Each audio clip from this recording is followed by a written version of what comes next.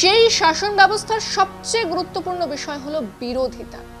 মানে সংখ্যাগরিষ্ঠ সদস্যরা দল বা মোর্চা যা করতে চাইছে, সংখ্যালঘু সদস্যরা দল বা মোর্চা তার বিরোধিতা করতে পারে।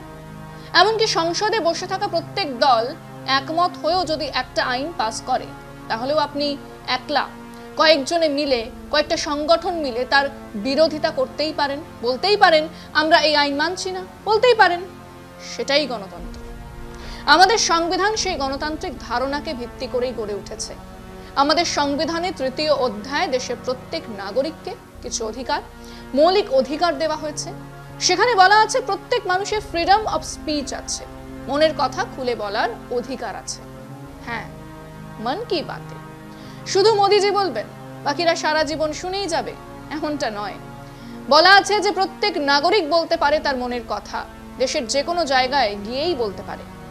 আপনি কাশ্মীর থেকে কন্যাকুমারিকার যে কোনো ভূখণ্ডে দাঁড়িয়ে আইন মেনে আপনার মনের কথা বলতেই পারেন। সংবিধান আমাদের সেই অধিকার দিয়েছে, সেটা মৌলিক অধিকার।